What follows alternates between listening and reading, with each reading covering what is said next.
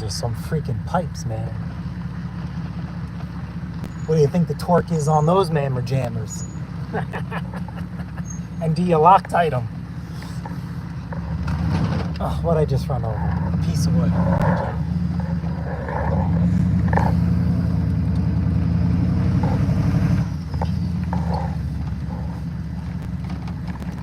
So majestic.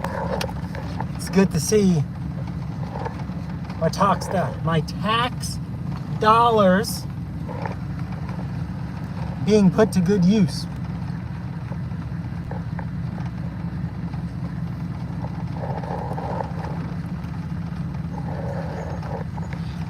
Let's see. What's this guy doing? I don't know, I've never really been here before, so I'm not going to pretend I know what I'm doing, what I'm observing, but I don't know if that's considered free mulch. Obviously, that's a gigantic machine. But, hold on. We're cruising. We got to load. We got to load.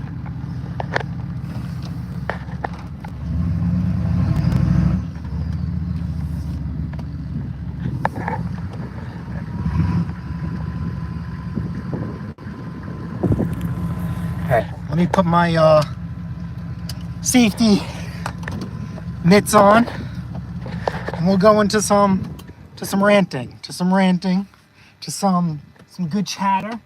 If I'm not responding back, don't take it personal. I'm kind of knocking off a couple of birds with one stone. So, yeah, we're at the dump. You can see we have to do some tree work. Hold on, let me get you guys set up. Let me get me set up, and then I'll get you guys set up. Hold on. Hold your horses. Hold your horses.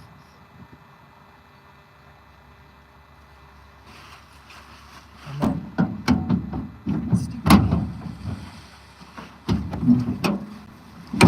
I didn't think to bring a camera stand, because this was literally just spur of the moment. Hold on, let me see if I could find something to prop you guys up. Oh, we have a chat.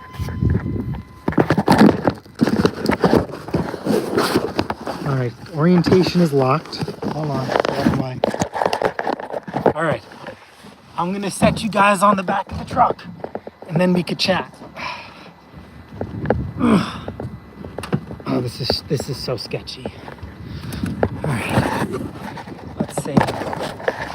What kind of view do you guys have? Can I prop you up a little bit more? Yeah, that's good. Hey, what's up, guys? Welcome to another episode of Pat Taste Performance. Today we are live at my town dump, I guess you would say. What you guys think of the missus the other day? What a princess. Let me tell you. Just as much as she stunned the kiddos, is as much as she stunned me. And I guess after all those years of being married, if that lady still gives you that feeling, that's a good thing, right? So let's talk about a good thing.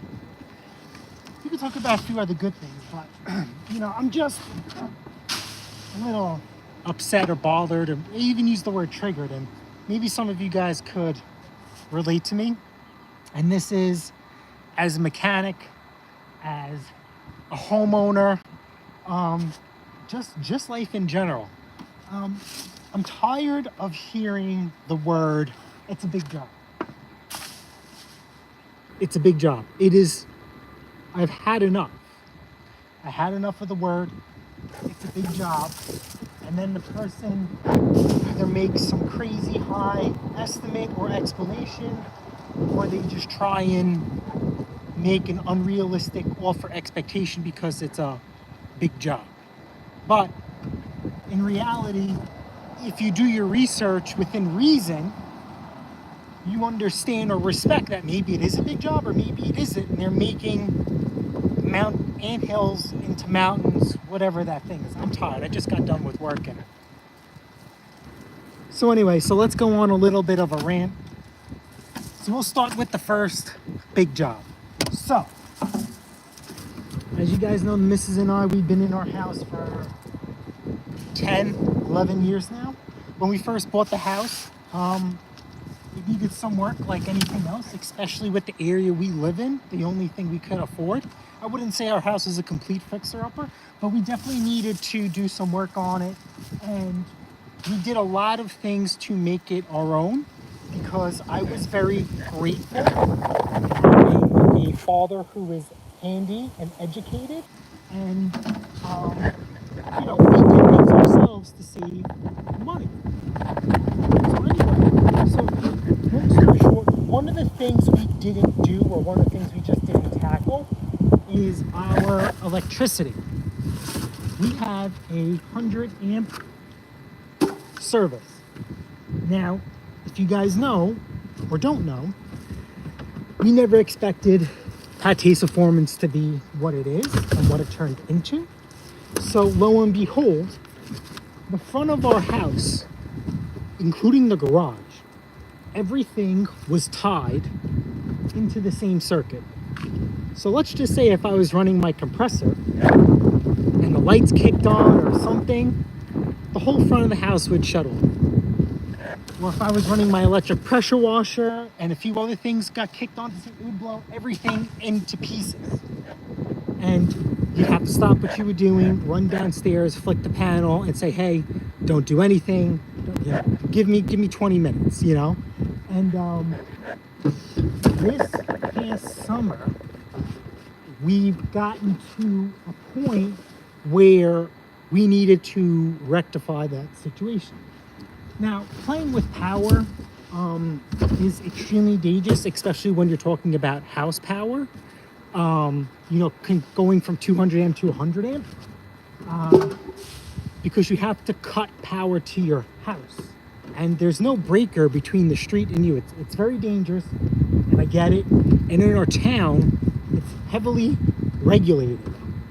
People like me and you cannot do the upgrade. You need to have somebody certified. They have to be certified by our town. It's a whole big ordeal. Meanwhile, in some other towns local to us, you don't do any of that. You could just do as you please, but you must pass an inspection after, which I get. So I have a couple of buddies who are just like me, handy, jack of all trades, master of none, and we all bought houses one way or another, and we help each other with stuff like this, with renovating and helping. So my buddy did the service upgrade at his house, and on purpose, I waited quite a long time. Not saying I don't trust him, but the last thing I want is to do the upgrade of my house, and I have an issue. I have a fire, explosion, whatever comes when you don't do electricity right. And it's been quite some time, and on top of doing the service upgrade, he added so much extra. His thing is farming, so he has like sheds and barns and chicken houses on his property, and he did the service upgrade, and then he added electrical boxes in each of his establishments, whatever you want to call them. So I called the town, to make a long story short, and they're like, no, we can't help you because I just need code. Tell me the code so when we do the work and we get an inspection, we're going to not run into an issue. So all I did is he just fought me every step of the way, trying to do it myself. Everything was, there's 5 or 6 guys that are certified, you need to call them. Yeah, okay. I don't need to call anybody. My thing is, and I hate to sound this way, is that I pay taxes. My taxes, your taxes, go to your state employees within reason. If you have a question within reason, especially code that they set, they should be able to answer you. Them telling you got to call this company and pay this person, no. That's not how. Don't gatekeep anything. Anyway, make a long story short, we ended up calling these people, and we got a quote.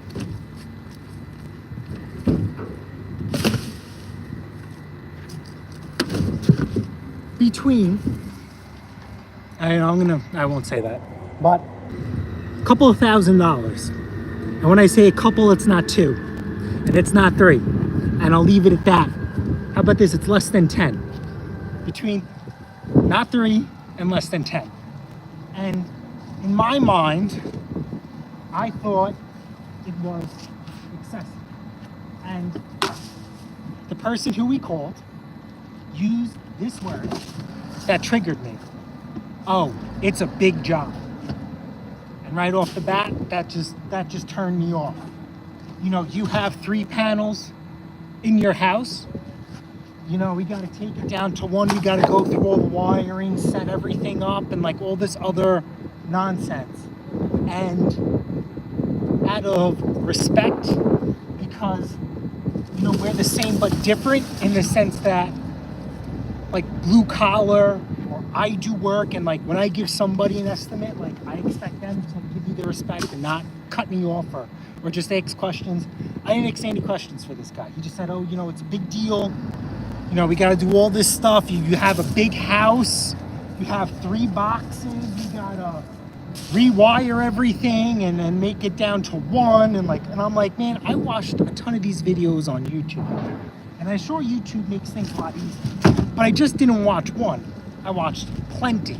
And I did a lot of research because I just want to make sure when it comes to my wife, my home, my family, my friends, you guys, some of you guys stop by the house, right? There's no secret to where we live, right? I want to make sure everybody is safe. So, to make a long story short, that was the end of the electrical work. We ended up getting it done, so that's why we haven't been active, because while we were doing the electrical work, we did a few other things, which maybe in the next upload or 2 you guys will figure out. But I just needed to get that done.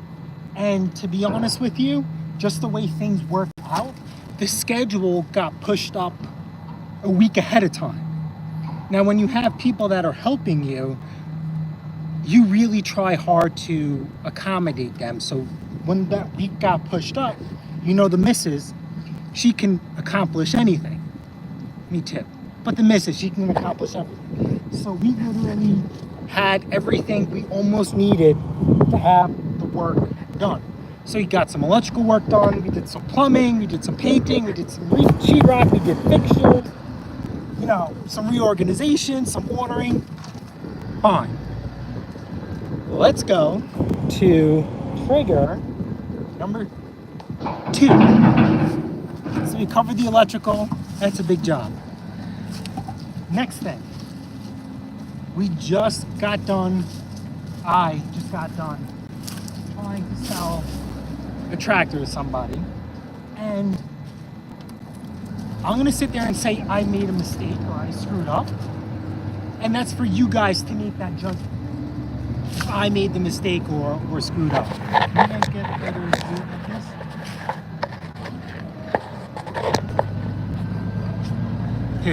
Here, watch the bulldozer. Oh, dude, that's a no. Good for her pushing that in. Here, I'll put you guys on them. You don't have to watch me. So anyway, remember, I'm new to tractors, and I don't know anything and everything. So this guy comes to buy a tractor. Him and his wife for the other, I would use the word dramatic, drama queens, you know, where I messed up. Here, watch this guy. Here, watch this guy.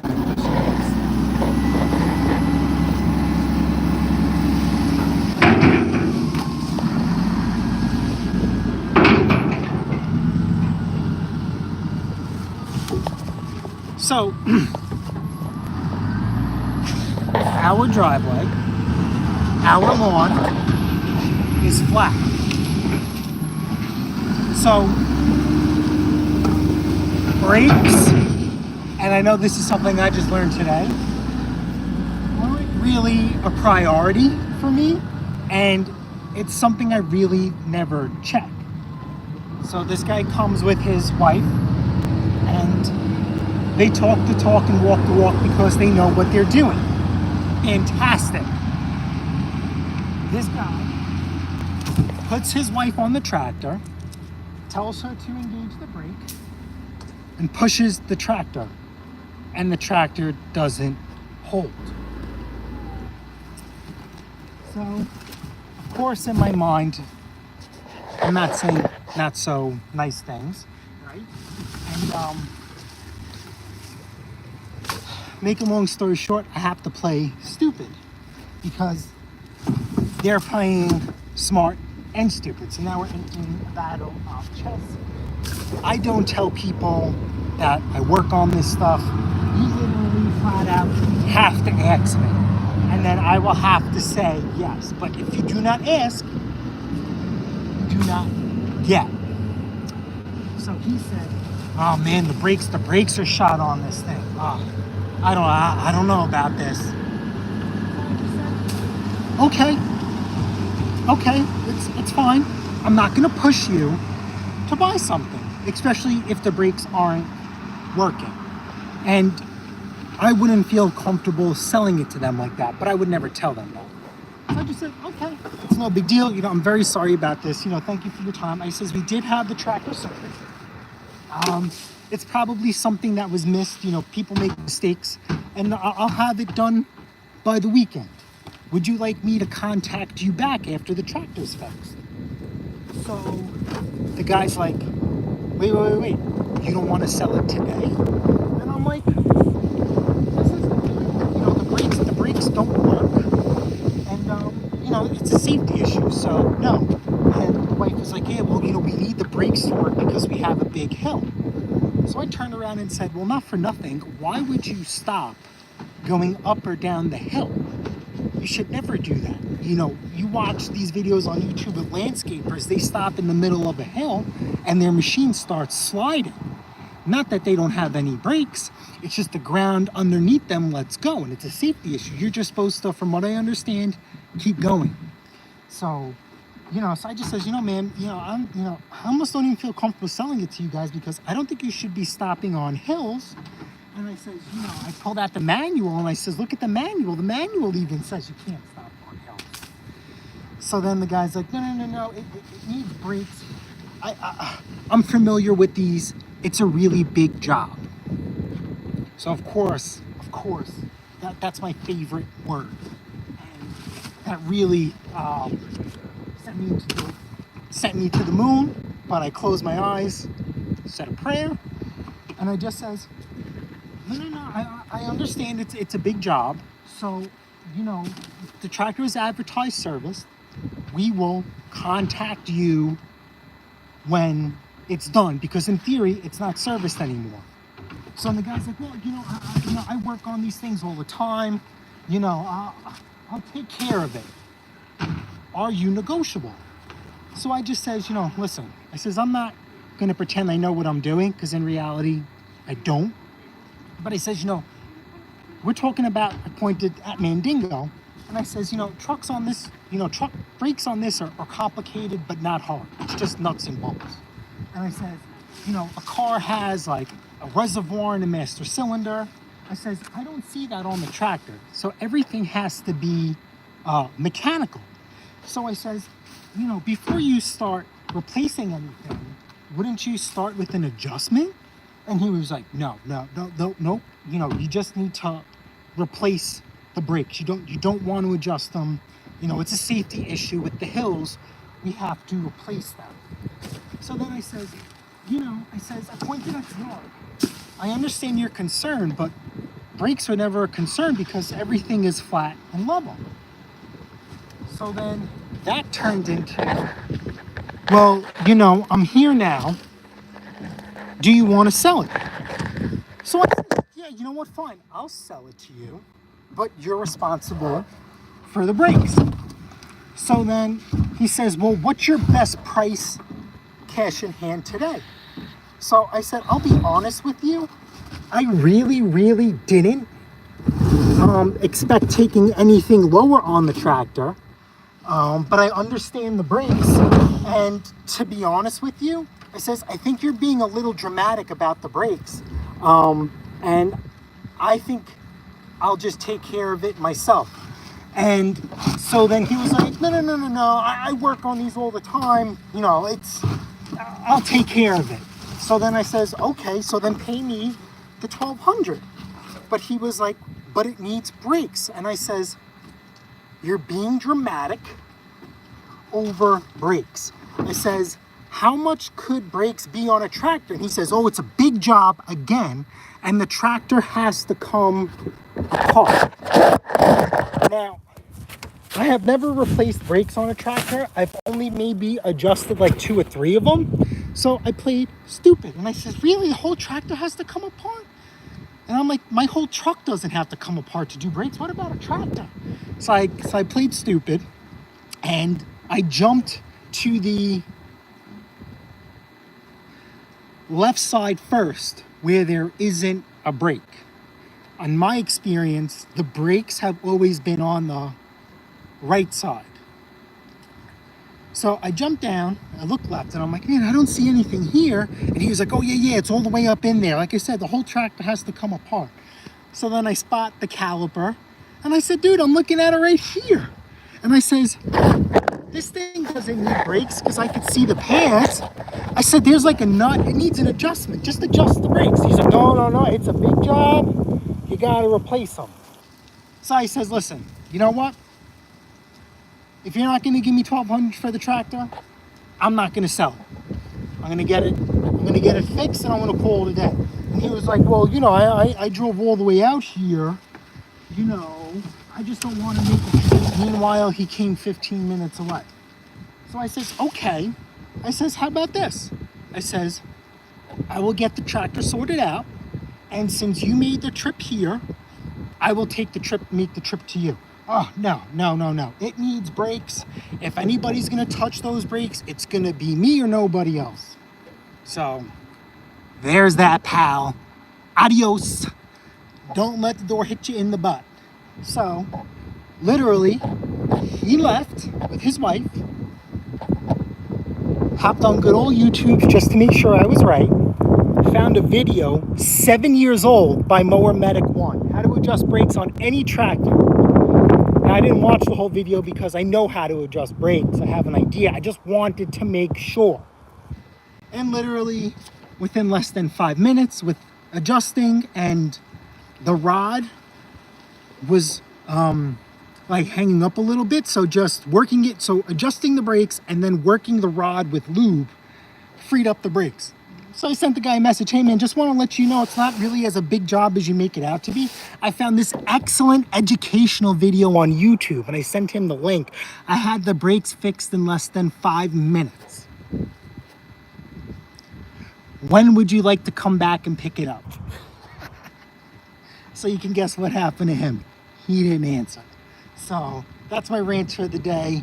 Everything is a big job. I'm just tired of hearing everything is a big job when you just, oh, that's right. All right, so let's go back to this one. Here's the other big job. A lot of you guys know with our house, we have these 2 trees at the beginning. This is absolutely loves and adores, which I get and I understand.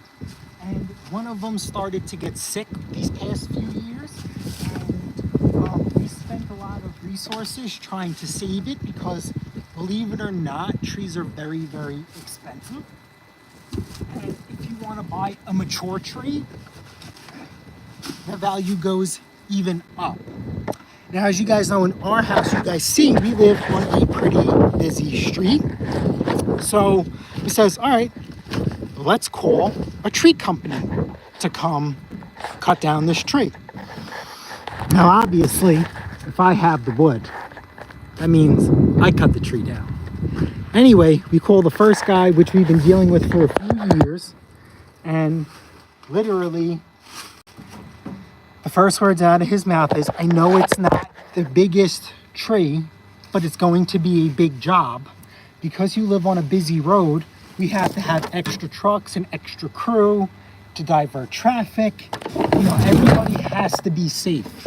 And honestly, I get it. I swear to Jesus that I get it, but the price he gave to remove this tree was absolutely mind-blowing.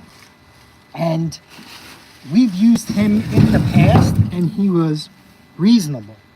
So I don't know what happened, or I don't want to value anybody, but for the past week with my electric chainsaw, systematically, surgically, I have been trimming this part to pieces. Now, yes, if you guys know, we do live on a busy street. How did you do it? Well, I would say a little bit of luck, a little bit of YouTube, and a little bit of education. So what I did is, a lot of these branches were big that hung into the street. What I did is I took Mandingo and I parked it on the street further away, so oncoming traffic had to stop and go around me. And I strategically cut the tree. Now, I also cut the tree off hours. Since I'm using a battery-powered chainsaw, I could start cutting wood 4, 5, 6 o'clock in the morning where nobody is out on the road. So when a tree does hit the street, nobody is there. So that's why it took me a little bit over a week.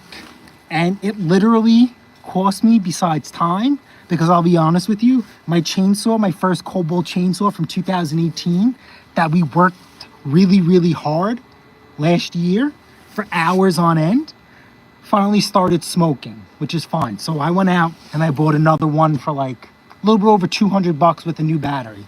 And honestly, what a night and day difference. But it definitely chews through batteries. So literally, here we go. Another big job done by me. So I just don't understand. That's my rant for the day. I'm gonna finish this last load and I'll look through the comments real quick. This place, I think, closes in 20 minutes. But yeah, I do have some videos that I did manage to take pre-construction. But I just never had the chance to edit them because I always come home exhausted, and I can only speak for myself. When it comes to my home and doing things, it doesn't take much to get stressed out. So not only was I like physically exhausted and stressed, I was mentally exhausted and stressed over the whole ordeal. Because to make things complicated, the missus, Chris, she was in class. So we had to cut power while she was in class. And, you know, she doesn't want to leave us alone working on the house, which I get. So, you know, we were without power for...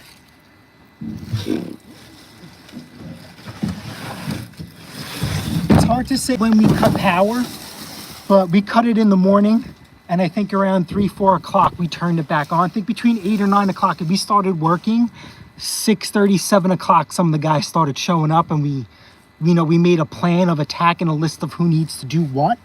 And, you know, we did things. And I think around, you know, between 8 and 9 o'clock in the morning, we cut power. You know, we had all our meat and stuff in a freezer, you know, in a special, we had, you know, drinks and coolers. We made sure all our meat was covered in the freezer with extra ice. You know, we prepared that, you know, we were going to be without power and nothing would really be spoiled and nobody had to, you know, open up a fridge. We did do some plumbing work for the garage. So we were without a toilet for a little bit, but again, not a big deal like some people were making it out to be.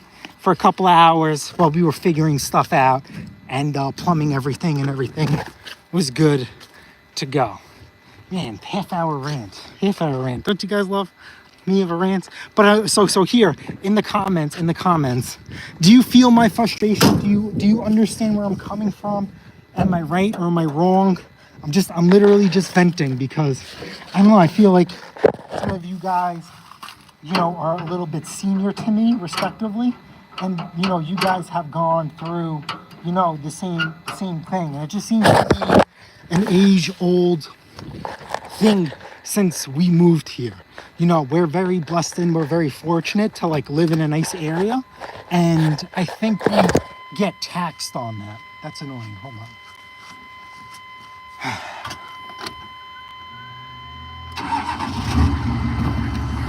Yeah, so I'm gonna go through the comments real quick. I'll take you guys up this roadway and we'll go from there. Robert, yes, a little bit of a road trip. Jamie, oh, we are doing well. We hope you guys are well. Somebody has sent us a few things, but I feel like the missus and I need to be on video together and just open up the box together and pray that it's something that's not naughty, because some of you guys send us naughty stuff and we can't share that because we try to keep a family channel. But hold on.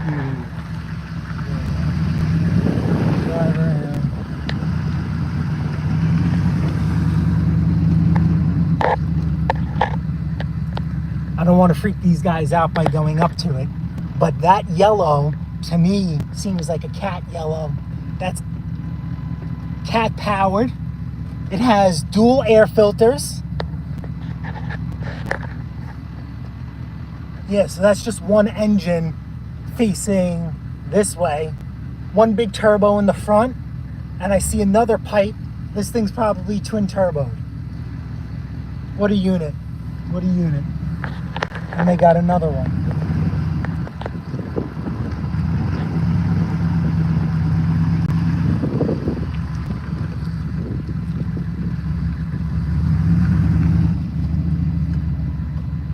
Yeah, cat powered, dual intakes, dual exhaust. Oh yeah, look at those two snails up top. This thing's got two turb skis. Oh, this thing's got power. What a unit. What a unit. How much you think something like that cost? I don't know stuff like that, but I'm gonna sit there and say not cheap. And I'll be honest with you, if it's just shy of $500,000, I wouldn't be surprised. Uh-oh, what are we running over?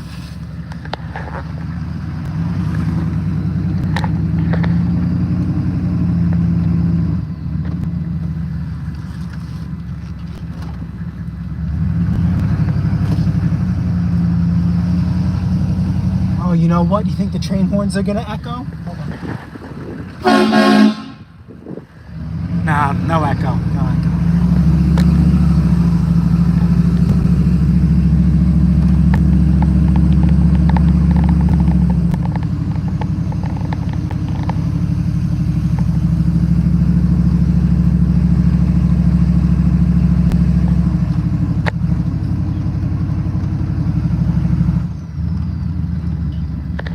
All right, guys, I'm heading out. I'll catch you guys next time. Word salad. I'll catch you guys on the next one. I'll read the comments and respond later.